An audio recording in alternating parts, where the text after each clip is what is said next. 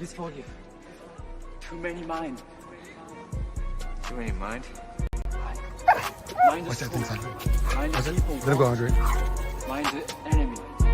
Too many mind.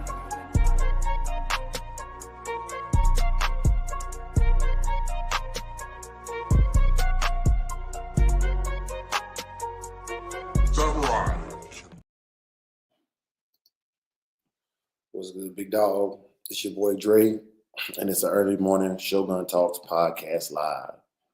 Yeah, man, we just getting out here and doing some lives, man, doing some promoting, and it's early morning, so I want to give y'all something to listen to on your way to work or while you're at work, you know.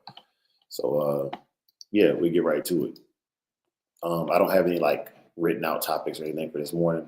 I'm just gonna talk about what I've seen over the last week, and yeah. So let's get right to it. One of the topics that I've heard about over the last week that I liked was and I was even asked this question on Beer and Bulldogs, the chain setup or the kennel run, and I think for me, given my county the rules, I would prefer to have a chain setup than a kennel run or the crates, but I legally can't. So as far as a chain setup or a kennel run, I would prefer personally the chain setup, and I'll tell you why. And I'll give you the backstory on why. When I lived in Texas, my first year in Texas, it was lawful to have a chain setup, and then that changed. And so with my dogs, man, when I couldn't chain them anymore, I tried letting, one at a time run free in the yard. And they ended up eating through my internet wire outside. And they ended up, actually, the house wasn't made of brick. It was like a wooden house. And the dogs ended up biting through the back wall to get inside the house. Let me give a early good morning salute to Dogman TV. What's good, big dog? Salute to you. And thank you for coming through, catching us on this early morning live. But yeah, so the dogs ended up biting through the back wall and coming in the house. It was about a 3-foot big hole in the back wall. They ate through the insulation. They decided they were coming inside, even though they were able to roam freely. So for all of those individuals who think that they should have free roam and, this, that, and the third, yeah, like I don't think that's a very, very effective way to keep the dog. So at a minimum, a kennel run or crate setup is essential for my dogs, even with training. And like for any of y'all who've been following me for any amount of time, my dogs are very well trained, but they get bored. And even with toys all over the yard, like my backyard was trashed with toys and things they could put their mouth on. But every now and then, just like a kid, they want a new toy, especially whatever it was that I touched last. That's what they wanted to play with. So they got a hold of my internet wire, and it cost them about $300 to get that repaired. And then they put a hole in the back wall. That was about another $300 to get that patched and repaired, and paint to match the paint that was on the house already. So yes, I am a fan of the chain setup, and that's my why I'm a fan of the chain setup. But I follow the laws of my county, both Bear County in Texas and Pima County in Arizona. Don't allow chain setups. You can't have the dog tethered for a few hours while you're present. So typically what I do is for feeding times, I don't think it's safe to have my two dogs freely feeding at the same time. But due to time constraints, I will tether them during meal times. And basically anytime they're not directly supervised, they're either kenneled or tethered. The only time they roam the yard freely is when I can be physically there to supervise them. And that's just responsible ownership. All right. Another topic that I saw that I thought was really profound was beware of internet dogmen. And for internet dogmen, I think that the biggest thing is you got to be true to yourself, man. Everybody's going to tell you what you should and shouldn't be saying on the internet, and you got to be true to yourself. Obviously, if you're talking about something that can get you in trouble, it can get you in trouble. Obviously, if you're talking about things that are positive, some people ain't going to like it because you're bringing light to things that they don't want people to talk about in general, because they want the ideologies and the things they talk about to be considered private. All right. So as far as being an internet dog, man, you got to do what's true to your heart, because everybody has the freedom of speech and freedom of choice to get on YouTube and create whatever it is they want to create on YouTube, and therefore you gotta do your own thing, man. For me, I got on YouTube to basically find other people who train American Pit Bull Terriers to learn how to compete in dog shows, and that's my lane, right? And even getting into that lane, it's been extremely difficult because just because people have similar ideas don't mean they want to execute it the same way, and it causes all kind of issues for you and your dogs. So just a word of caution for those who are thinking about getting into this internet bulldogging thing. You just do your homework, do your research, because a lot of this stuff, man, no matter what you do, somebody ain't gonna like it, and you gotta develop some thicker skin, you know. Another great topic that was covered this week was the topic of what does it take to start your own bloodline, and I wanted to give my thoughts on that, feed in on that as well. I think everybody's right. I think everybody's right in this regard when it comes to starting your own bloodline. I think 3 to 4 generations is correct. I think 7 generations is correct. I also think that once you make it across, it's correct. Another thing that I think is correct that a lot of people don't. Another thing that people think is correct that a lot of people don't get is making 2 dogs from the same line of dogs your own bloodline is possible. Like obviously you had Bass's Trent Red Boy, but you also had Bailey's Bingo, you had Kitten's Britches, and a bunch of other Red Boy dogs that are very, very well known dogs in their own right. They're known as Red Boy dogs, but they also have other offspring in themselves that kind of started their own lines. And I guess what I mean by you can start your own bloodline by just breeding 2 dogs that are even the same line is if you're not breeding to the same standard, or you're not breeding for the same purposes as the original breeder bred for, then even though the dogs are the same lineage of dogs, they don't carry the same qualities of those dogs. You know, for example, Jeep was a direct descendant of Honey Bunch, right? And Jeep had a brother named Charlie, you know, and 2 sisters in the litter as well. And while Honey Bunch had pretty much established her own bloodline, and her father, Bully Son, had established his own bloodline, these dogs were 1 generation removed, and the dogs are classified based upon how you classify the dogs. Some people would just classify Jeep as a Honey Bunch dog. Some people would classify him as a Bow dog. But Jeep in his own right did things that he needed to do to set himself apart. So I think it generally starts with the bloodline when a breeder or handler or owner and the dog do something that distinguishes them from their predecessors, and does something that makes sure that their descendants can look to them for the traits that are sought after. You know, so I think that a bloodline is established whenever something significant has been done, whether that is keeping several generations of it and knowing it very well in your own opinion, or whether you do something significant to the point where you're a standout and you're worthy of your own credentials. That's my personal opinion on building a bloodline. And that's not to say that anybody's right or wrong. I think everybody's right. I just think that that's how I look at it. You know, what reason do you have to start or call it your own blood? That's more of a reason for the bloodline than the number of generations or any of that other stuff. So yeah. And make sure y'all, if y'all watching right now, make sure you go over to my Facebook, Samurai Kennels Facebook. I'm at 491 followers. I need 9 more followers, get monetized on Facebook. I really could use your help. It costs you nothing.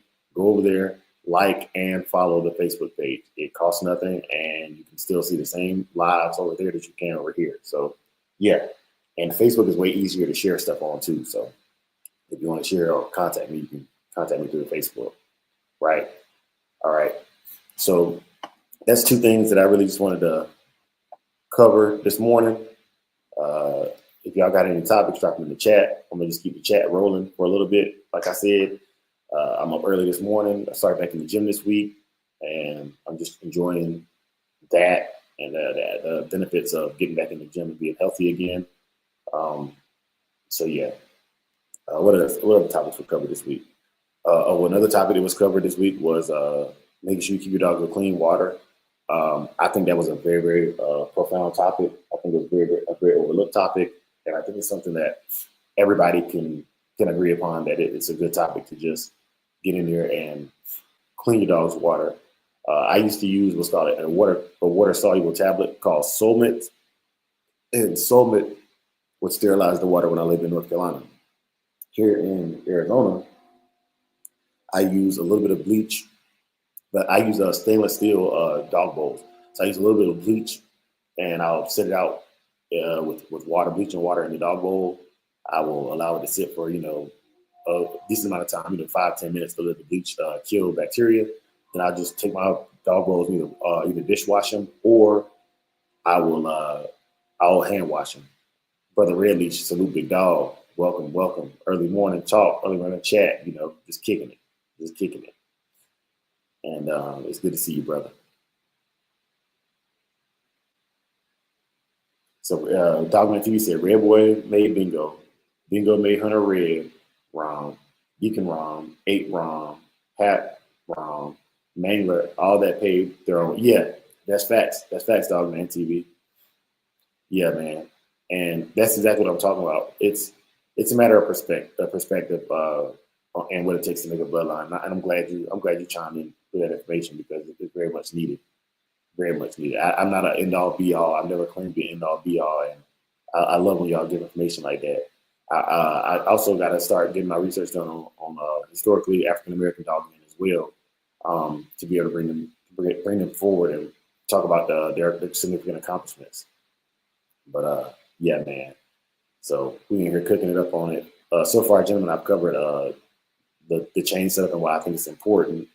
I've covered basically starting your own bloodline and changing out the water. I thought those were really good topics. I've seen them on other podcasts, and I just decided to get up in the morning and give my 10 cents on it because maybe I'll say something that is profound, or maybe I can just give it a different perspective because I think it's important that no one person be monopolized information. Everybody got information, and depending on your dogs, it's different information. I saw a post from a channel that I watch, and he was saying that he thinks he believes, and it's his opinion, that he is the greatest breeder of his time. And that's a great thumbnail. That's a great thing to say, because what it's going to do is it's going to trigger people to come out and give their opinion. It's going to really get people involved. And I thought it was a cool thing to do. A lot of people get mad when you say you're the best at anything, and he didn't say he was better than anybody. He said in his opinion, how he thinks he's the best breeder of his time. And a lot of people just get triggered by the word best. They think that the best is something that it's just like the GOAT debate with Jordan and LeBron. Like, ain't nobody right or wrong. It's all opinion based, and that's why I don't even get caught up in those kind of conversations or get mad at the person. I just listen to what they got to say and listen to, because some of it is reaffirming for yourself. If this person thinks they're the best and they got this, that, and the third, well, what makes them think that? You should have that same kind of esteem about your yard and your dogs. Instead of getting mad at them, what's got you feeling insecure for somebody saying they're the best? That's crazy to me. But I'm gonna chime in on that. I think that saying that you should have something to back it with, right? And that's my opinion. This is my unequivocal opinion. I don't claim to be the best at anything, but I can compete in anything that's out there on the above ground, on the board. The positive stuff. There's nothing I can't compete in, and you know what I'm saying. And you're not gonna come in there with a mediocre dog and beat me. And I mean that. And that's not a how do I put it? That's not an opinion based thing. I've already in a few shows that I've been to, and a little bit of time I've been doing this. I've realized that my dogs are commensurate with the standard. I'm not. And I don't need to be the best. I just need to be better than you at getting my dogs in shape. I believe the question's been asked multiple times. Whether it's the dog man or the dog makes a difference, and I'm gonna answer that question this morning. Brother Henry James, salute. So yeah, fellas, the question is that I'm gonna cover right now is, what matters most, the dog or the dog man?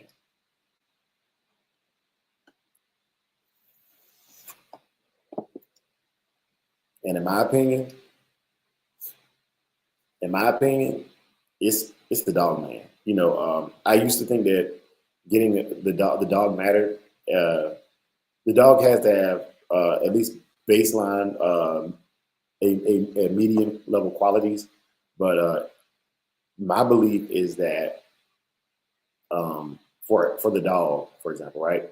My belief is that if the dog can do the things I needed to do, I can take it and make it what I want to make it, right? And I it, uh, case in point, if the dog will work all the things I needed to work, and the dog will likes treats, then I believe that I can make it a better dog.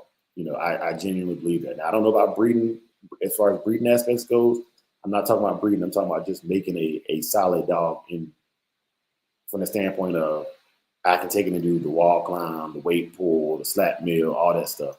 I believe that those things are. I believe that those things are inherent in the dog man. So yeah, that's just my personal opinion on that. I believe that the person behind the dog is more important than the actual dog itself. Do you think that any rookie off the street could have taken Jeep and won 4 matches with him? I don't believe that. So it's my opinion, and they're all like booty holes. They all stink, but I think the man behind the dog matters just as much as the dog, if not more. Oh man, brother Henry James in the building, salute.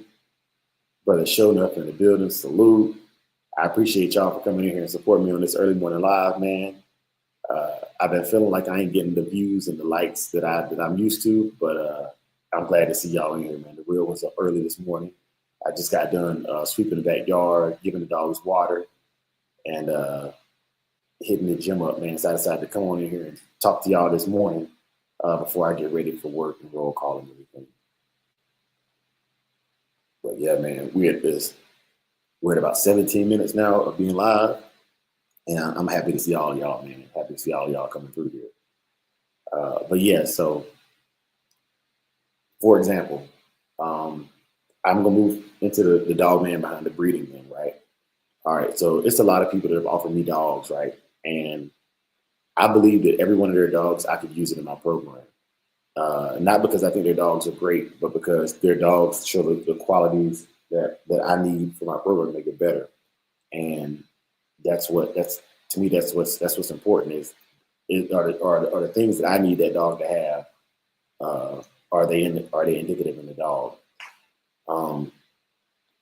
Contrary to popular belief, I don't care. I don't like dogs that will not defend themselves. I just don't want dogs that are overtly trying to be the offensive, the offensive person.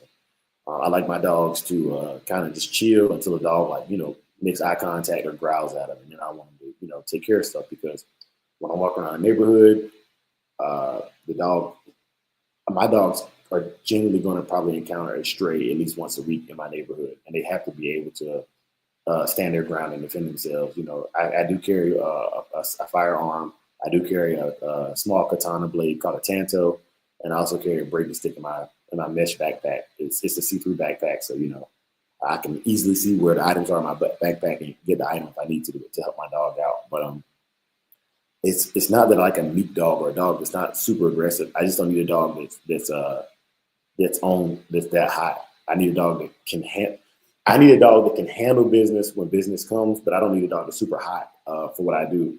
It actually distracts them a lot when I'm doing training in like parks and stuff. And a dog that can see a dog in a football field away and want to go scratch into it, like that's impressive. I like those dogs. They are in their own right impressive, but that doesn't do well for things that I do with dogs, if that makes sense. And let me see, man. I see I got a brother City Boy in the building. What's good, big dog? Salute. Henry James said, both for me, it's a union that the reputations are made good or bad. However, the dog man has the biggest influence. Absolutely. Absolutely, Henry James.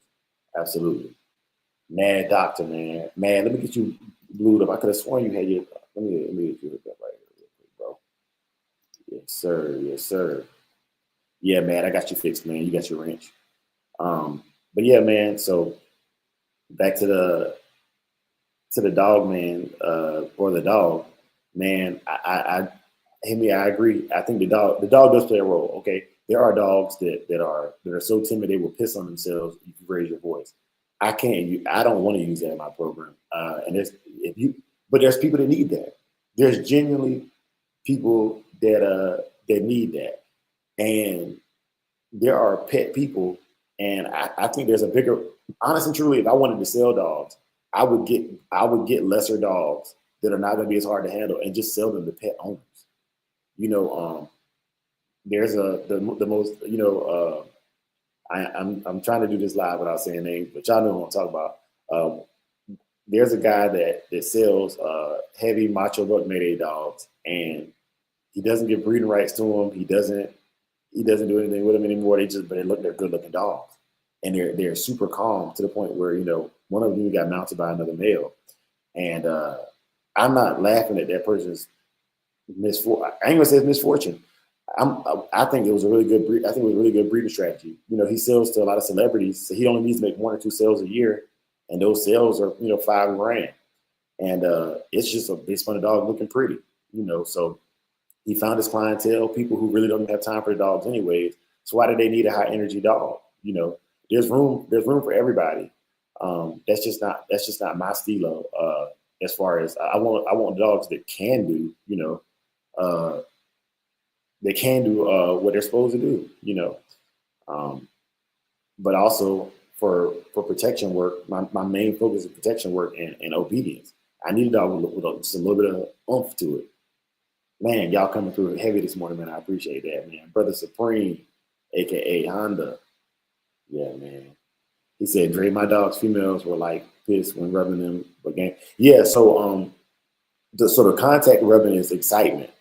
I know male dogs will cock their leg up and piss out of excitement from seeing you, and then other things amongst that. But what I'm talking about is, okay, you make a correction on the dog. Like that dog is, you're trying to tell it not to pee in the house, and you raise your voice, or you come in and the dog is chewing on a toy, and you go, "Hey, quit that!"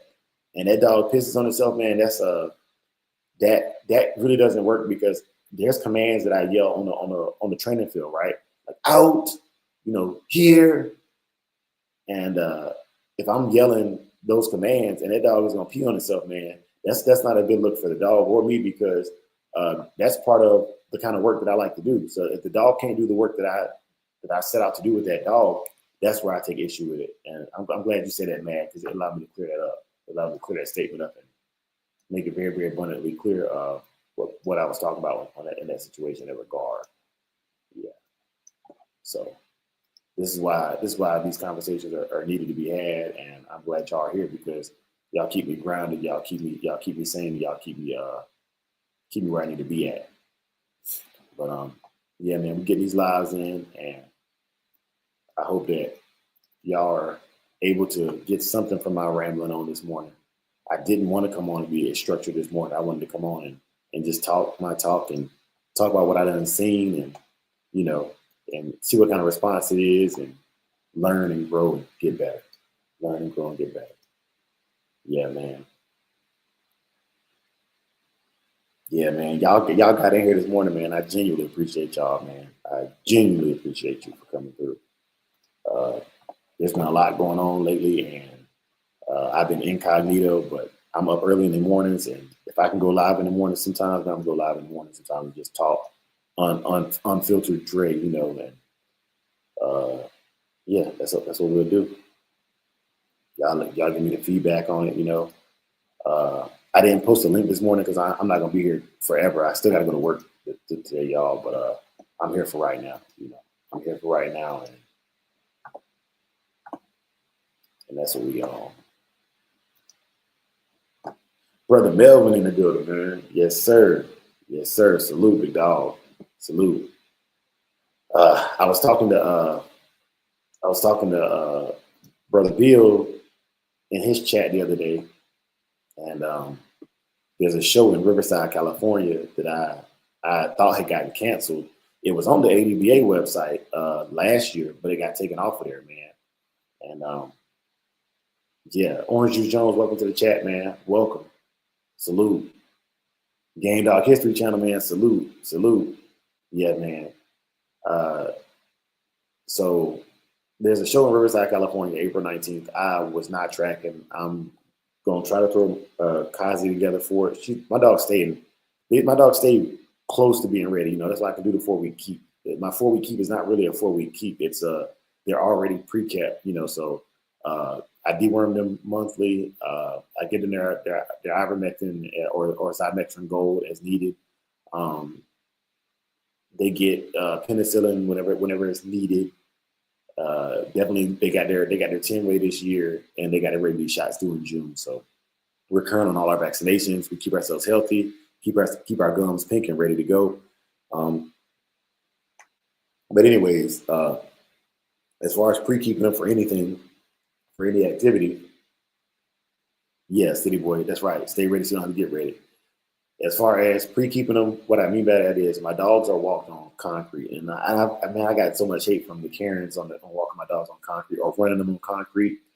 Let me tell you what that does. I've got 3 friends right now that have called me, and these are good friends of mine, and said their dogs split a toenail. My dogs get walked on concrete and run on concrete so often that their toenails are basically groomed. They stay in a group. I don't clip my dog's toenails even for dog shows. Like, I walk them enough that they stay short and out of the way, right? So that's step 1.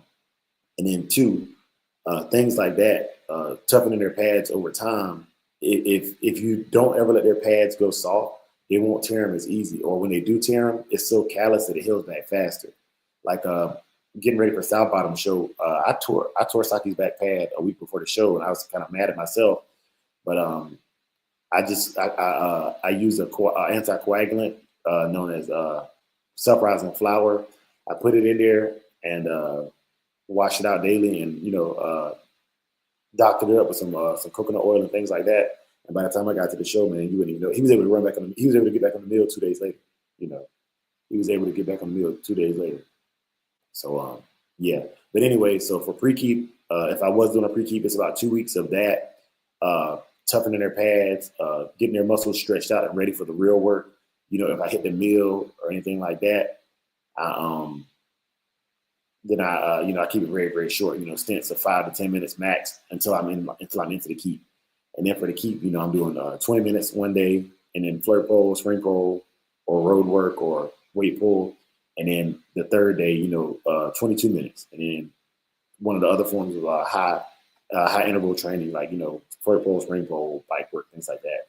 And then the next day, 22 or 24 minutes, and each week I'm just adding 2 minutes per cardio day to the cardio. Brother City Boy said the cement keeps the toenails trimmed. He also says, Trey, I walk on the beach in the sand. So, all right, the only caveat I would have for the beach with the sand is that I had a coworker of mine that walked his dog on the beach, and the dog ingested a lot of sand, and it kind of clogged the system up, and they had to do some gastro surgery or something with the dog. But his dog was definitely not an American Pit Bull Terrier. His dog was one of them little frou-frou dogs that was low to the ground and has a lot smaller of a stomach and a lot weaker of a constitution than the American Pit Bull Terrier. So, yeah, man, if you got one of them little shorty cowboy looking dogs, just be cognizant of that. Don't let them ingest too much sand. But City Boy, I seen your dog, man. Shouts out to that John Henry dog you have too. But yeah, I don't think you have too much to worry about. But I did want to put that cautionary tale out there, because if I seen it, I'm gonna share it. If I seen it, I'm gonna share it. But yeah, y'all, that's So anyway, so pre-keep is over with, and not going into keep. So I'm adding 2 days per cardio day until I get up to around 45 minutes to an hour, anywhere between 45 minutes to an hour. And there are days. Let me put this in there too. Disclaimer: there are days where I see the dog running hot faster than others, and I'll stop. I'll stop at 25 minutes because it's not the time. It's the dog. I go to the gym some days and I can bench 300 plus pounds. That's most days. All right. But then there's some days like when I came back from Louisiana and I was feeling a little sick. I couldn't go in there and do my normal workout. I just couldn't. Putting up 250 was difficult that morning. So anyways, being on the road, not eating the same diet I normally eat, these things matter. So look at your dog, man. Like, don't go in there and say, hey, we have to do 45 minutes today. Go in there saying you're going to get this dog to give you everything it's got that day. I want 100% or whatever percentage you have of yourself, you know. So if you're not feeling like you're 100% today, you feel like you're 10%. I want 100% of your 10%, you know. Dogman TV says, City Boy, does the sand mess with your paws? And Dorian Soul says, top of the morning, man, salute, big dog. Yes, sir. Salute, big dog. But I don't think the sand mess with their paws. Now, I actually think the sand is really good. I know that running in the sand for people gives you way more resistance than running on a solid surface. So definitely, like, City Boy onto something with that. And I would love to run in the sand on a harness. Well, with me giving resistance and the sand, and you know, giving the sand giving way, so they're digging in and having to work a little bit harder, man. Like that's probably why his dogs look so good, you know. So I definitely always look at when somebody tells me stuff. I always look at their dogs to see like if the application is even worth my time, you know. And City Boy is one of the ones who talks it like he walk it, you know. So I want to put that out there. Like if your dogs, there are some lines of dogs. Let me cover this too. I'm gonna be doing an episode about this. There are some lines of dogs that are naturally less that I've seen that are naturally less ripped up than other lines of dogs. Brother John Denver, salute, big dog. And for example, almost every line of Red Boy or Red Boy Jocko dog I've seen has not been as cut up as the Eli and Jeep dogs. I mean, like just just naturally ripped up. I'm talking about the line down their side, the head shape. I haven't seen as many, and I've seen a lot of Red Boy Jocko dogs, right? And I've seen very, very few of the other bloodlines. But I'm not saying that the dogs are any worse off. I'm just saying that the line there are lines that naturally are more bulky. You know, it's just like there was a family named the McCoys back where I grew up, and there was 3 brothers, and then they had a set of cousins. There were 5 sisters, and they were all athletically built.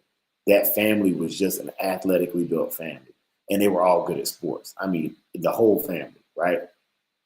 And then there was other guys on teams that I played with. Their families weren't athletically built. They were like the anomaly, but they still had their family's phenotype and build. You know, just I call them what you call a skinny fat guy. Like they're not big, but they got a gut. You know what I'm saying? They got like man boobs, but he's a skinny dude. You know, maybe 140 pounds, but he's got fat boy qualities in a skinny body. If that makes sense. You got fat boy qualities in a skinny body, and you know, and that's kind of how I see some of the Red Boy dogs. If they're not worked from early age, is they can just be smooth dogs. City Boy, that's right. Good genetics, man. He said, Mad Doctor said, back in the day, I worked boss hours, morning 4 hours starting at 1 in the morning and 8 a day for me then. Yeah, man. Yeah, man. That's whew. I ain't got the time, but if I did, man, I don't think shout out to you, bro. I don't know if I have that in me. Let me phrase that. Do I have it in me? Yes. I don't know if I have the discipline to do that. Yeah, I don't know if I have the discipline to do that, but the ability to do it is there. Yes, sir. Henry James said, Bubba Mix said the Chinese like to keep their dogs passed off. Not sure the reason why. I had to ask him why, and also their conditioning methods are different. I don't know. Like that's a good question for him. He brought the topic up. I definitely would ask that. Yeah. Seems like working to exhaustion. Yeah, I think some people do work to exhaustion. I don't. I was always taught, and this comes from a training standpoint and from like just getting dogs in shape. I was always taught leave them want more, and leave them want more. And that's why even in my workouts, right? Even in my workouts, my personal workouts, I don't go to muscle failure ever. I never go to muscle failure. And anybody who wants to come work out me and work out the muscle failure, I think is an idiot.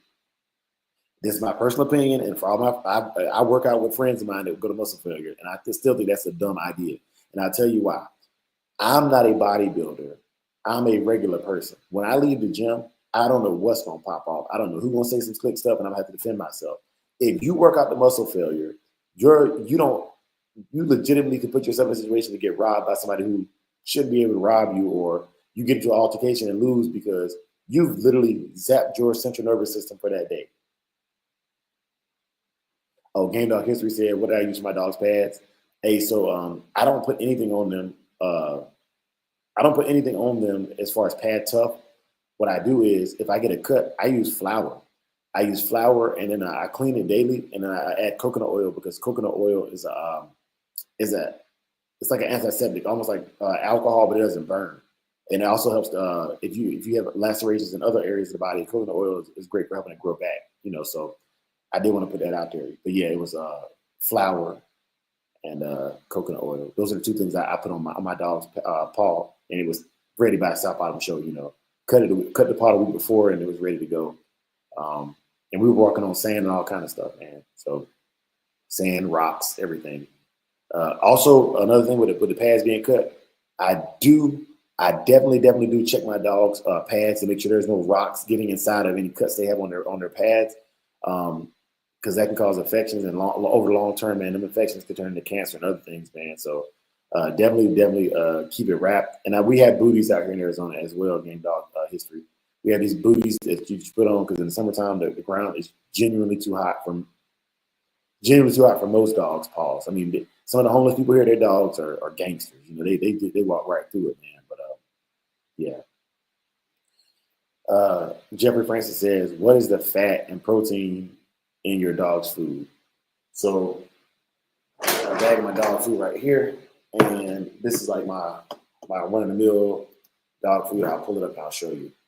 So Pure Balance is what I use, and my protein percentage is 27% minimum and 15% minimum on the fat content by percentages.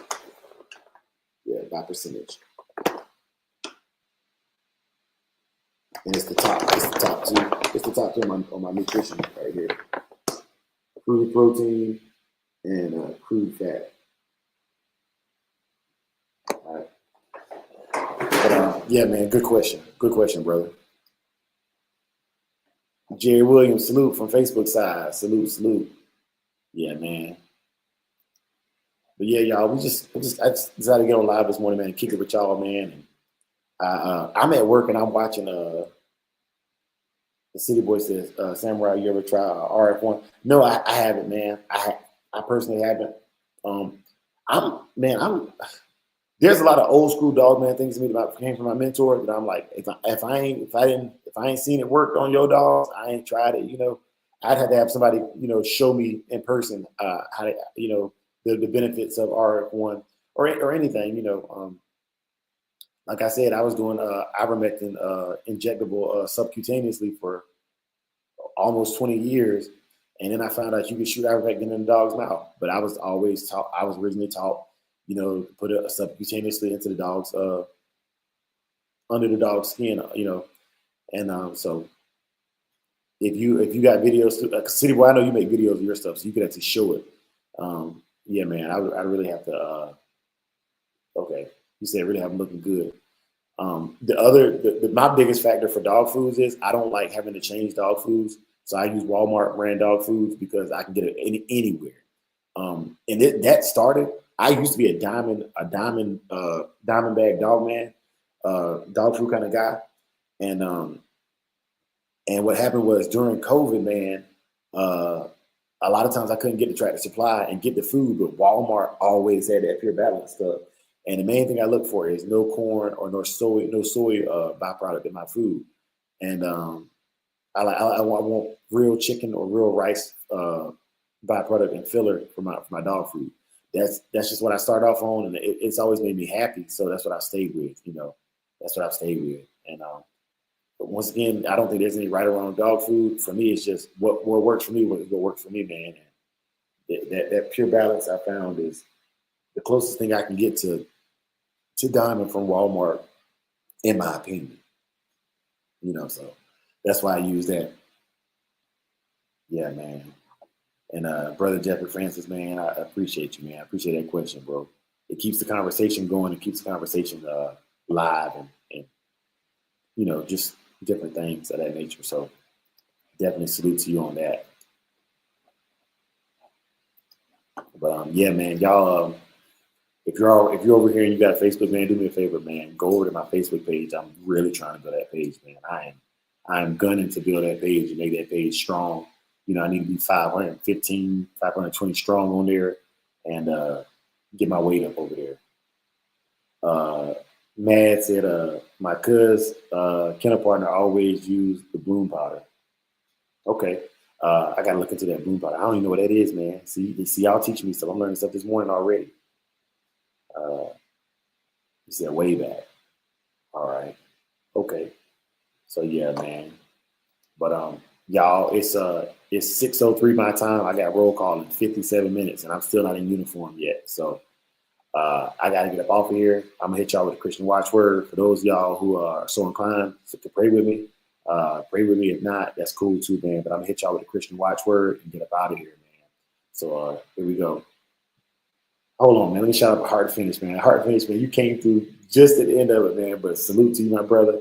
And I'm gonna catch you on the flip side, brother. I gotta go get ready for work. But may the Lord watch between you and me while we're absent, one from another. Amen. For the love of the dogs, for the love of the game. Peace.